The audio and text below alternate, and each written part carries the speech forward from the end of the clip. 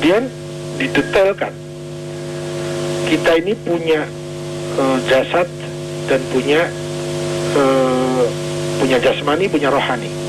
Tadi kita membahas tentang jasmaninya, ya, jadi jasad biologis. Kita juga punya nurani, punya nafsu, itu di bagian yang non jasadnya. Terus nuraninya kemana? Nafsunya kemana? Saya pernah mempunyai pemahaman seperti ini terkait dengan mati. Ini kan kaitannya dengan mati, sehingga ada pertanyaan kembali kemana, gitu kan? Kalau tidak terkait dengan mati, nggak ada pertanyaan itu kayaknya, kembali kemana? Begini, mati di akhir-akhir pemahaman saya tentang itu, saya kemudian memahami bahwa mati itu adalah proses perpindahan dari alam satu ke alam yang lain. Itulah mati. Jadi mati itu perpindahan dari satu rumah ke rumah yang lain.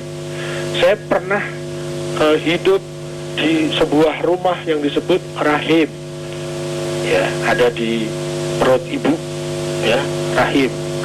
Saya pernah hidup di alam itu, meskipun saya tahunya dari ilmu pengetahuan, tidak tahu pada bahasa itu. Kemudian saya pindah dari alam rahim itu ke alam di luar alam rahim. Kita sebut kita lahir ke alam dunia, padahal alam rahim itu juga ada di dalam dunia. Tetapi ya begitulah bahasa kita. Kita pernah hidup di alam rahim, kemudian kita lahir ke alam dunia. Alam rahim itu di alam dunia, ada di perut ibu. Jadi alam rahim di alam dunia juga kan. Tapi begitulah istilah yang sudah terjadi, bahwa dari alam rahim saya lahir ke alam dunia. Kemudian saya memahami itu adalah juga proses mati. Mati dari alam rahim, kemudian melanjutkan hidup di alam di luar rahim, yang sering kita sebut dengan alam dunia. Nah, nanti pada masa tertentunya, sekarang ini saya ada di rahim yang lain, yaitu rahim yang di alam dunia itu. Ada proses tertentu akan pindah ke alam yang berbeda. Itu juga disebut mati. Nah, pada saat perpindahan itu dari alam satu ke alam lain, ada hal-hal yang tidak proporsional, sehingga ada hal-hal yang harus ditinggal. Kalau kita mati, kan jasad harus ditinggal. Tapi apakah diri kita itu mati? Ya, pertanyaannya, pada saat kita pernah hidup di alam rahim, kemudian lahir di alam dunia, ada hal-hal yang melekat pada kehidupan kita di alam rahim, harus ditinggal, harus dikubur istilahnya. Tapi apakah kita mati?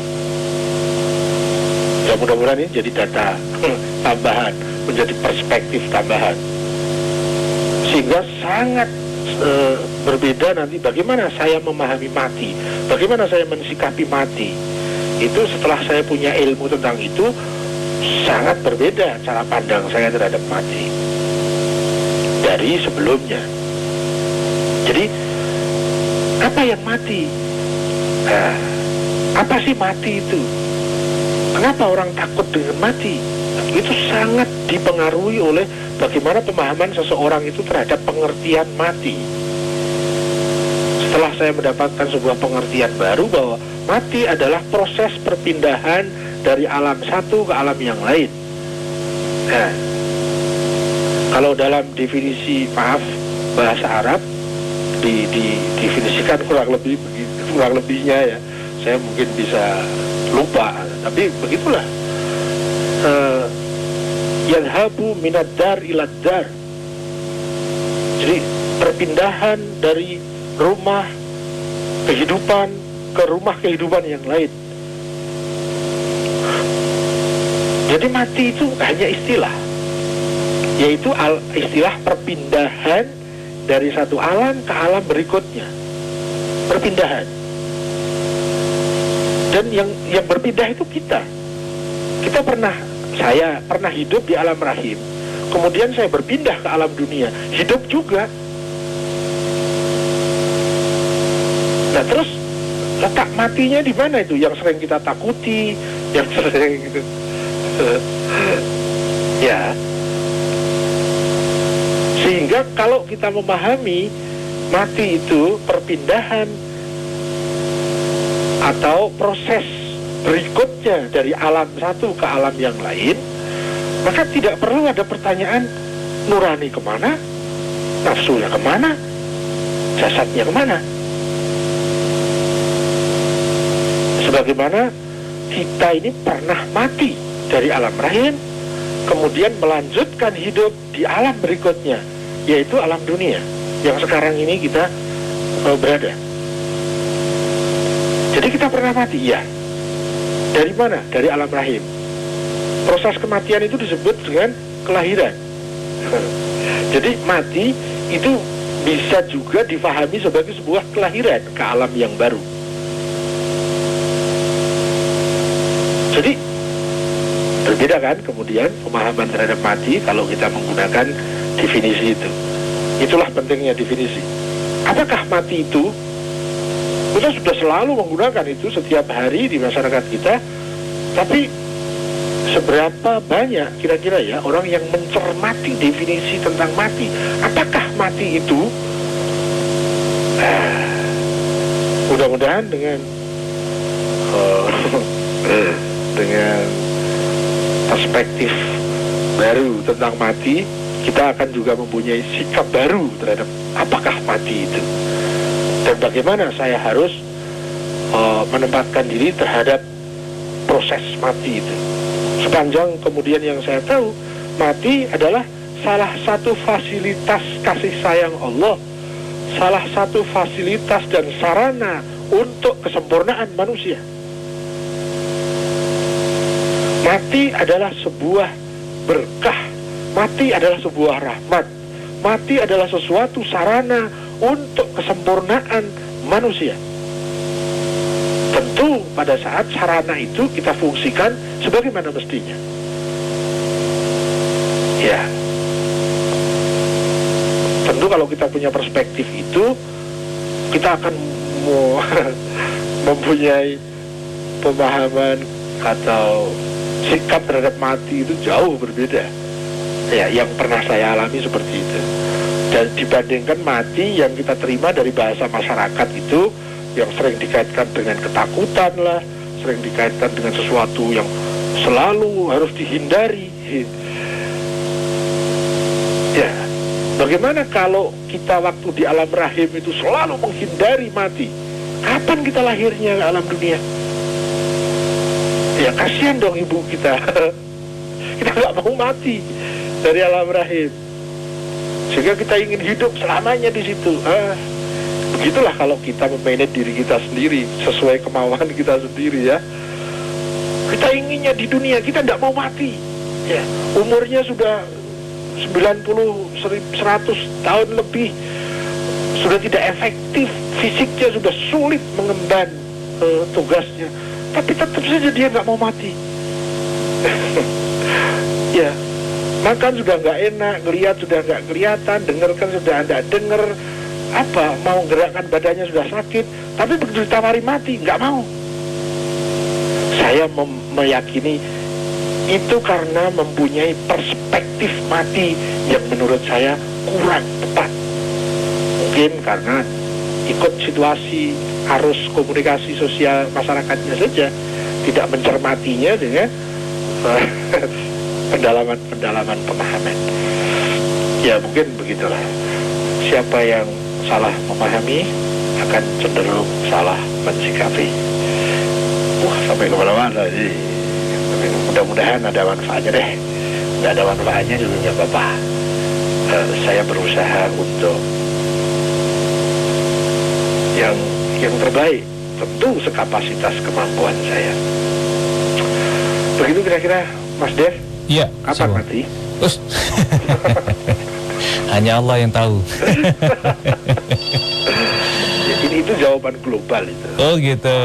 Nanti detailnya bisa beda. Oh gitu ya Siwo ya. Seperti tadi loh, semua berasal dari Allah dan kembali kepada Allah. Ya globalnya begitu. Betul. Detailnya bisa tidak begitu Mas. Betul. Baik, gimana Siwo? Mau air putih break dulu? Coba boleh. Oke deh. Baiklah, Light Audience, berproses menuju kesejahteraan diri akan kembali lagi untuk Anda sekalian di sesi yang kedua setelah beberapa pesan berikut ini. Broadcasting live from the 25th floor of Wisma Nusantara Tamrin number 59, Central Jakarta. 105.8 Light FM, the best slow hit station. 105.8 Light FM. The one and only slow hit station. The one and only. Telephone number 398-35900, 398-35901. Short message service 081-880-1058. Fax number 398-35900, extension 102. Marketing Department 525-7892 or click www.litefmjakarta.com. Anytime, anywhere. Light FM, best slow hit station. Ikuti Kampung World Cup 2010 dan menangkan total hadiah ratusan juta rupiah. Siapkan dekorasi dan hias kampungmu se-World Cup mungkin. Syaratnya mudah. Setiap kampung wajib memiliki gapura. Hias kampungmu dengan warna dominan biru dan merah. Pasang gimmick wajib yang bisa kamu download di www.rcti.tv dalam dekorasi kampungmu. Isi formulir pendaftaran beserta kelengkapannya dan kirim ke Panitia Kampung World Cup 2010 sebelum tanggal 15 Mei 2010. Dapatkan formulir dan infonya di radio ini atau klik ke www.rcti.tv. Jadikan kampungmu bagian dari kemeriahan pesta bola terbesar. Kampung World Cup 2010 hanya di RCTI. 105.8 Light FM and Sony Music present Light FM The Album Forever Love. That's what I need from her is forever love. A triple CD full of tender love and care just for you. Forever Love. Light FM The Album Forever Love. If you were my baby, I'd take my last breath before I would let you go. Some people want it all, but I don't want nothing at all. If it ain't you, baby, if I ain't got it, you, baby. Light FM The Album Forever Love.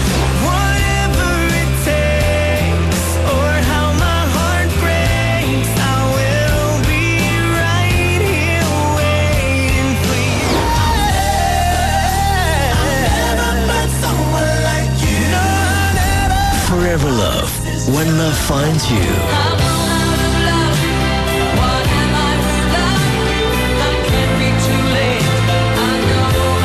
Light FM The Album Forever Love. The first time I looked into your eyes, I cried. A triple CD full of tender from Sony Music and Light FM. Get it now in CD store near you. Berproses menuju kesejatian diri. Bersama Siwo Agus Hidayat. This is Light FM, the best slow hit station. Ya, Light Audience, kita bersama lagi di berproses menuju kesejahteraan diri untuk edisi hari ini, Kamis tanggal 15 April 2010. Masih bersama saya DFM Ralt dan juga teman sharing kita Siwo Agus Hidayat. Dan sudah ada telepon yang masuk, kita sapa dulu Siwo. Assalamualaikum Siwo. Waalaikumsalam, lanjut. Lanjut, oke deh. Berikutnya di 0213193596. Halo, Assalamualaikum. Waalaikumsalam. Iya, dengan siapa nih Pak?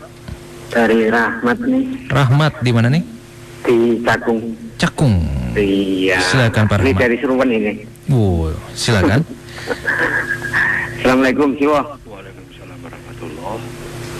Ini saya mau tanya, bagaimana caranya supaya cepat mengerti daripada kandungan Suratul Fatihah. Surat Al-Fatihah.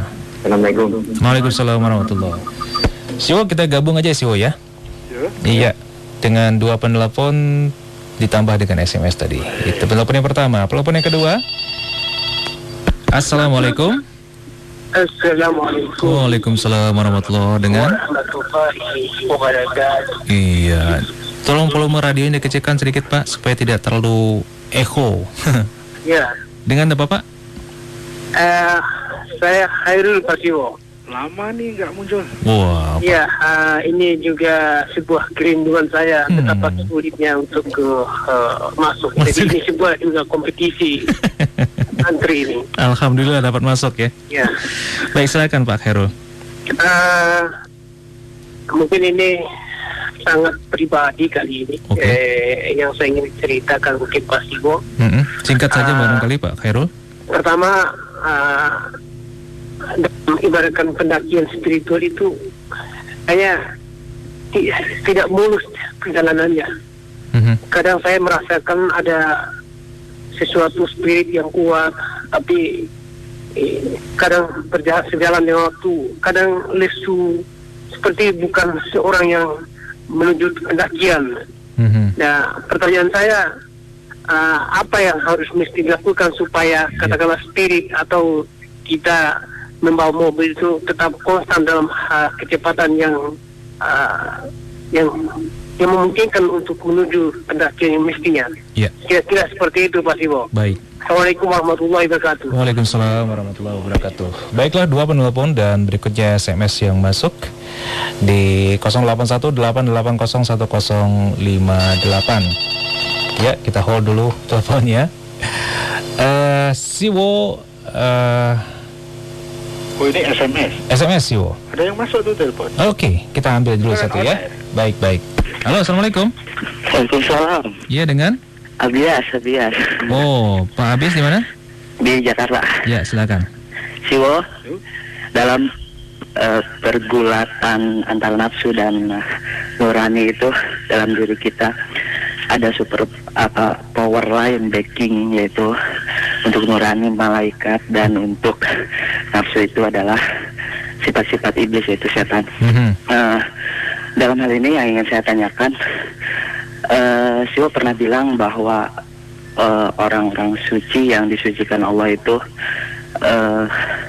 mereka diberikan tugas. Apakah sesudah mereka meninggal di dunia ini, jasad ditinggalkan oleh ruh, tugas mereka itu selesai, ada hubungannya dengan backing tadi? Apakah selain malaikat untuk yang baik dan setan untuk yang buruk, orang-orang suci pun ikut membantu?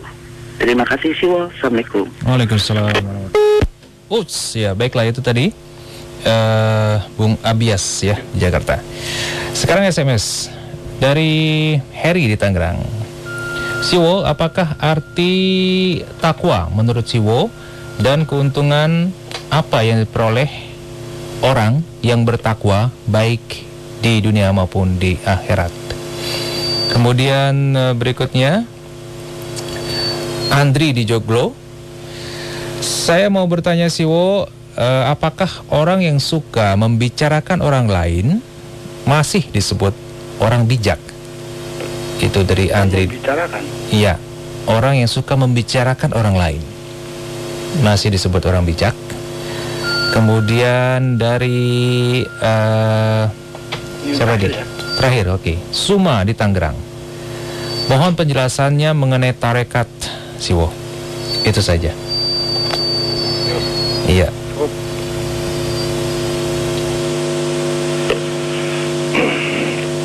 Terima kasih. Kita mulai dari penelpon yang di season terakhir. Pertama, Mas Rahmat di Cakung. Bagaimana cara cepat mengerti surat Al-Fatihah? Surat Al-Fatihah itu bagian dari wahyu, bagian dari wahyu Al-Quran. Di dalam surat itu ada ayat-ayat.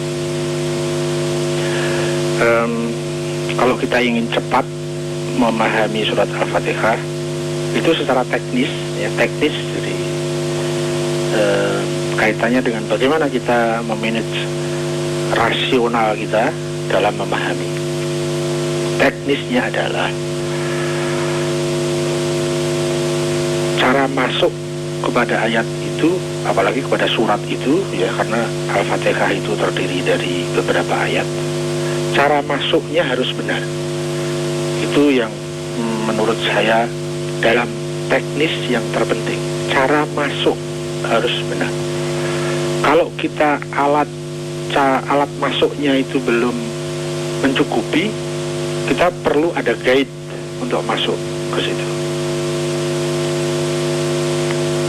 Jadi begini, kita tidak bisa memasuki ke makna-makna yang dikandung di balik redaksi-redaksi ayat itu dengan cara berpikir yang sembarang. Itu tidak bisa. Kita akan terjebak kepada subjektivitas pikiran kita sendiri. Dan saya mengalami itu sudah nggak terhitung. Terjebak dengan segala niat baiknya. Jadinya ya memperlambat proses saya sendiri.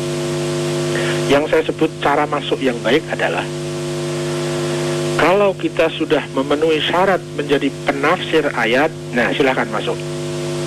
Tapi kalau kita belum memenuhi kualifikasi seorang penafsir ayat, maka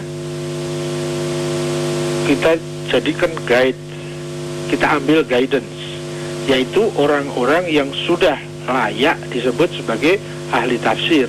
Kita masuk melalui orang itu atau melalui karya-karya tafsirnya. Idealnya kita masuk melalui pembawa surat itu, pembawa ayat itu, pembawa wahyu itu, yaitu manusia yang memang diutus oleh Tuhan untuk itu. Ya, cara masuk itu menurut saya dalam hal teknis itu terpenting. Yang sekarang ini kayaknya tidak populer karena seakan-akan cara masuk ke alam wahyu itu boleh dengan cara sembarang. Enggak deh, kita masuk jalur tertentu saja kita harus pakai helm, harus punya SIM, harus spion harus komplit dan seterusnya. Enggak bisa kita sembarangan. Itu baru masalah jalan raya. Ini kaitannya dengan alam wahyu yang berisi tentang nilai-nilai kesucian, panduan kehidupan, panduan kesuksesan. Kalau kita pahami salah, bahaya akibatnya kepada diri kita yang merasa benar padahal salah. Itu saya alami lama dan tak terhitung. Sehingga menurut yang saya pahami dan saya alami, kemudian saya harus stressing dalam cara masuk. Jangan menafsiri ayat kalau kita bukan penafsir. Lebih baik kita belajar dari tafsiran para penafsir ketimbang kita menafsiri sendiri. Ya, jadi bagaimana agar kita cepat untuk bisa memahami surat Al-Fatihah? Cara masuk harus benar. Ya, tentu yang benar itu lebih sulit ketimbang yang sembarang, yang acak-acakan, yang semaunya. Semaunya tentu mudah, tapi akibat logisnya buruk. Untuk tertib itu lebih sulit, tapi akibat baiknya jelas. Nah, sekarang yang terjadi di masyarakat kita, semua boleh masuk, siapapun boleh masuk, menafsiri ayat sendiri-sendiri. Itulah akhirnya terjadi kekacauan pemahaman di masyarakat. Ya. Yang masuk para ahli tafsir pun masih ada kasus perbedaan-perbedaan penafsiran. Itu pun yang masuk sudah ahli tafsir yang memenuhi syarat kualifikasi ilmu-ilmu apa untuk menjadi seorang penafsir. Itu pun masih terjadi perbedaan pemahaman. Apalagi orang-orang yang seperti saya yang tidak mempunyai alat-alat yang disebut ilmu tafsir, kita ikut menafsiri, ya sudah mesti kacau deh. Pasti ya sesuai dengan hukum logika seperti itu. Ya, kita tidak memahami tentang ilmu kedokteran, kita menafsiri ayat-ayat yang dikeluarkan oleh Persatuan Dokter Indonesia misalnya. Ya kacau dah. Karena kita tidak mempunyai alat masuk yang benar. Itu yang pertama, Mas Rahmat. Kalau mau praktis, sucikan diri kita, kemudian kita masuk ke tafsir itu, ya. Kan banyak tuh buku tafsir, sudahlah. Ketimbang kita masuk sendiri menafsiri ayat, cari aja buku tafsir, beli. Kalau nggak bisa beli, ke perpustakaan. Kalau nggak bisa, ya pinjam. Yang lain siapa yang punya. Manakala kita mempunyai tujuan kita benar, niat kita benar, kita mensucikan diri, kemudian mau masuk ke alam wahyu itu dalam rangka ketaatan kita kepada perintah Allah untuk menyempurnakan diri, pasti akan ada faktor-faktor yang menuntun dan menarik kita sesuai dengan kapasitas kita. Nah, jadi ini bukan faktor teknis ya. Kalau tadi itu teknis, kalau ini bukan. Ini adalah faktor bagaimana kesiapan diri kita untuk memasuki alam itu, yaitu alam wahyu. Kalau kita pikiran kita sembarang, hati kita sembarang, niat kita sembarang, jangan berharap kita bisa memasuki alam suci itu. Alam wahyu itu alam suci. Jadi kalau secara teknis, cara masuk yang benar, non teknisnya sucikan diri kita. Semakin tujuan kita suci, semakin niat kita suci, semakin diri pribadi kita suci, semakin kita akan connect ke alam itu. Karena alam itu adalah alam kesucian. Butuh cara masuk yang benar dan butuh background kesucian kita. Semakin kita perhatikan dua hal itu, akan semakin mudah kita masuk ke ayat atau masuk ke surat tadi. Kemudian Mas Khairul Usman, pendakian spiritual itu kadang tidak mulus. Ya, apa yang harus saya lakukan? Saya punya yang bisa saya sharingkan, saya punya formula sebagaimana yang Mas Khairul Usman sudah pahami. Formula saya yang pertama yang harus saya cek dalam diri saya dalam pendakian spiritual adalah fokus tujuan. Apakah tujuan saya benar? Misalnya saya bisnis. Saya bisnis bisa saya jadikan sebagai pendakian spiritual saya. Tapi saya harus cek dulu tujuan bisnis saya apa. Kalau tujuannya hanya uang, kacau. Ya. Tujuannya tidak boleh keluar dari makna-makna ilahiyah, dari nuansa-nuansa ketuhanan. Atau gampangnya begini, saya bisnis tujuan saya adalah melaksanakan perintah Tuhan. Saya dapat uang atau tidak, itu nomor sekian. Nah, cek dulu tujuannya. Kemudian cek niatnya. Yang formulanya adalah fokus tujuan, kemudian waspada niat. Niatnya apa ini? Ya, kita ambil saja niat global. Niatnya beribadah kepada Tuhan, kepada Allah. Melaksanakan perintah Allah. Ya. Jadi niatnya berbisnis bukan sekedar niat-niat yang sebagaimana kebanyakan itu. Kenapa bisnis nyari uang? Ya itu orang yang tidak bertuhan pun bisa. Yang namanya bisnis nyari uang, iya. Tapi bagaimana kita ingin menghamba Tuhan sebagai pebisnis? Niatnya adalah kita sedang melaksanakan perintah Allah. Saya khususnya sebagai seorang suami, jelas saya punya perintah sangat jelas bahwa saya diperintah menafkahi anak istri. Maka berbisnis itu wajib bagi saya. Bisnis adalah salah satu sarana pendakian spiritual saya. Kalau kita bisa fokus tujuan, waspada niat, dan kita konsentrasi terhadap tugas, maka semua hal bisa menjadikan bentuk pendakian spiritual. Bicaranya, diamnya, duduknya, berbaringnya, berdirinya, jaganya, tidurnya, semua bisa menjadi sarana pendakian spiritual. Jadi pendakian spiritual bukan hanya yang ini itu zikir atau enggak. Setiap hal dalam kehidupan kita bisa kita jadikan sebagai pendakian spiritual. Atau kalau mau enak singkat begini, detik ini saya harus benar. Sudah, itu saja kuncinya. Saat ini saya harus benar. Dan Tuhan terlibat di situ. Itu saja. Nanti nggak usah kita pikir. Kalau mau praktis begitu, Mas Khairul. Saat ini saya harus benar. Besok juga begitu. Saat ini saya harus benar. Besok sore jam 6 sore, tet jam 6 lewat 1 detik. Pada saat itu, saat ini saya harus benar. Nanti jam 9 malam juga begitu. Saat ini saya harus benar. Dan Tuhan terlibat di situ. Dan kita bergantung kepada Tuhan. Ya, maka semua menjadi jalan pendakian spiritual. Semua akan bernilai spiritual. Jadi spiritual tidak harus hanya ini itu tidak. Semua aktivitas kita bisa kita spiritualkan.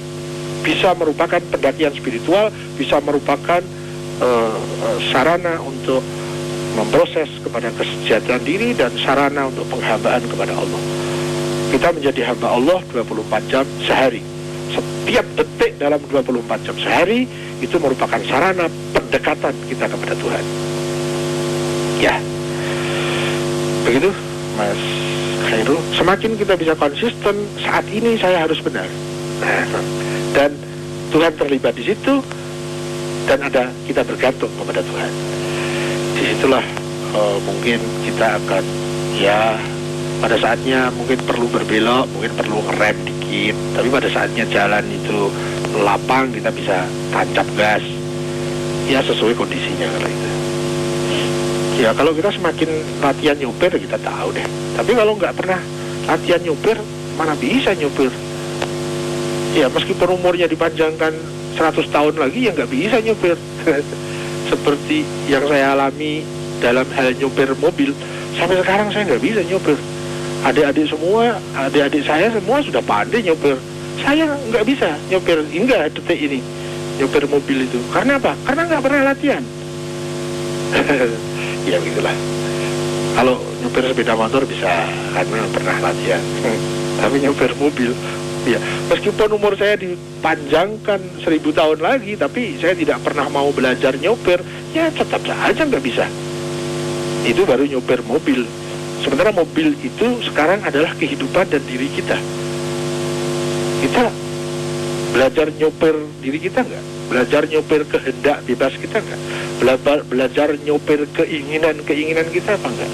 Belajar nyopir bagaimana untuk kita bergantung kepada yang maha kuasa apa tidak, misalnya seperti itu. Itu butuh latihan deh. Logis kalau tidak mulus, ya logis. Yang penting berproses. Mas Abias, pergulatan antara nurani dan nafas.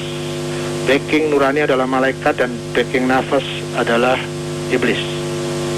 Enggak pasti ya. Kalau backing nurani malaikat pasti. Tapi kalau backing nafas tergantung bagaimana kita memanage. Kita biarkan menjadi sarana iblis atau kita manage menjadi sarana dari nurani. Jadi kalau nafas itu tergantung. Bisa jadi nafas itu kemudian kita kita manage dengan nurani sehingga secara indirect, secara tidak langsung dia juga di-backing oleh malaikat. Tetapi manakala nafas ini lepas dari nurani, pasti ditubruk itu sama iblis itu. Nah, orang suci dan disucikan setelah meninggal, apakah tugasnya selesai? Oh, ini saya yang tidak tahu. Menurut yang saya tahu, belum. Tugas yang dari Allah pada dirinya, belum. Jadi, akan ada tugas berikutnya dalam hidup berikutnya.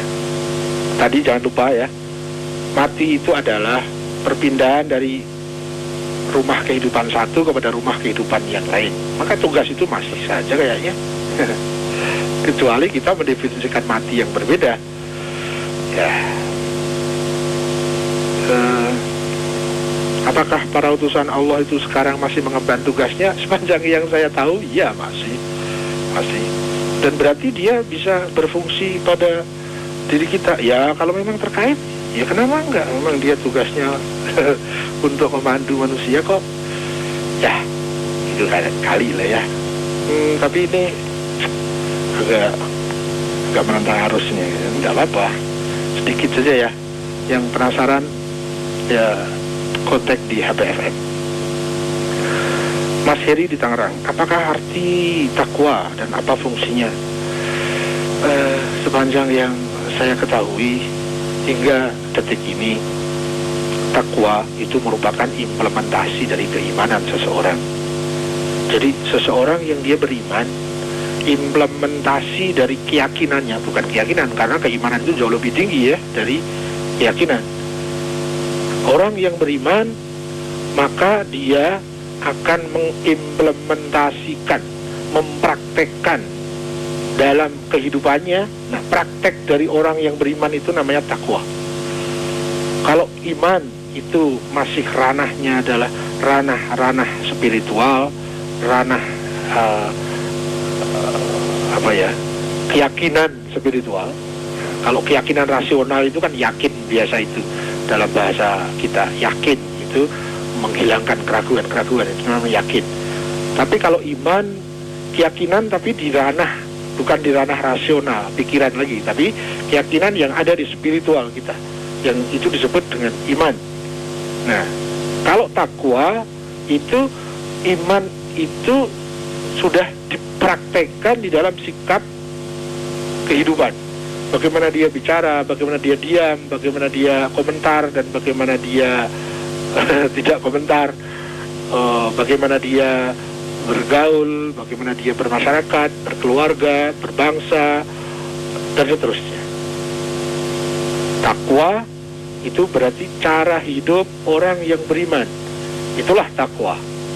Apakah fungsinya? Ya pasti mensukseskan diri kita, membahagiakan diri kita, menguntungkan diri kita. Kita tidak mengejar uang, tapi uang yang mengejar dia.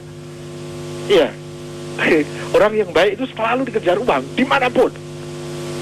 Ya. Kalau orang yang mengejar uang, nah lihat, sangat berbeda. Orang yang baik dimanapun berada, dia dikejar oleh uang. Nggak percaya?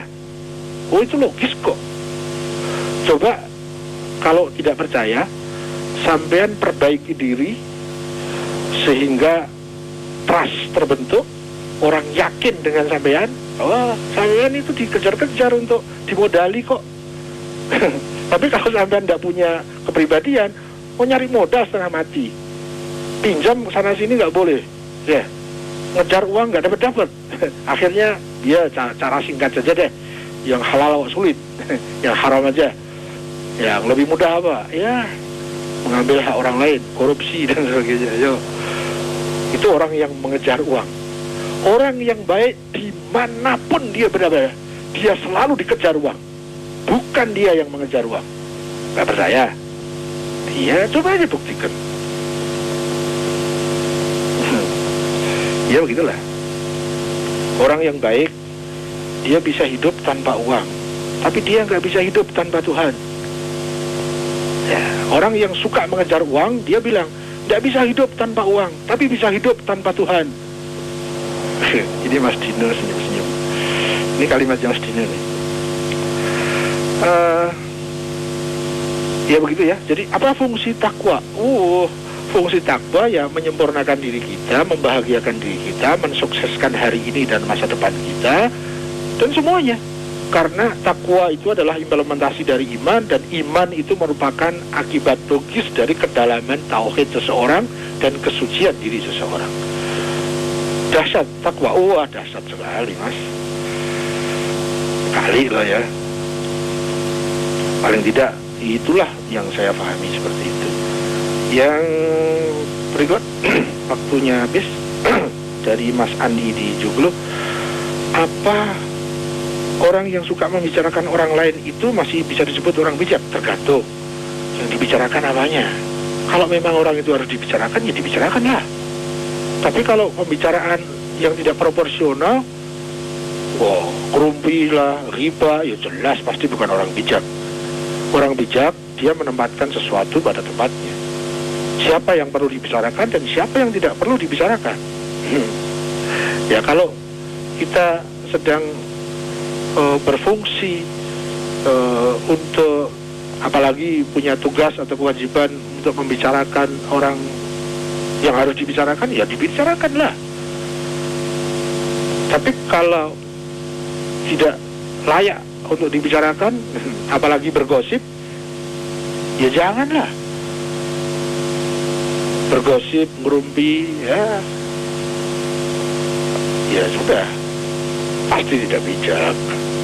Kalau mau diajak ngerumpi, jangan mau deh. Karena Anda mau ditarik untuk menjadi orang yang tidak bijak. Kenapa sih ngerumpi? Yuk kita ngerumpi diri kita masing-masing di dalam hati kita masing-masing. Itu mungkin lebih efektif. Terakhir, dari Mas Suma di Tangerang. Apakah tarekat itu? Tarekat adalah salah satu metode dalam pendakian jalan spiritual. Salah satu metode, bukan satu-satunya. Salah satu metode yang intensif untuk perjalanan spiritual. Jadi seseorang ingin mendekat kepada Allah dengan pendakian-pendakian spiritual, jadi serius ini.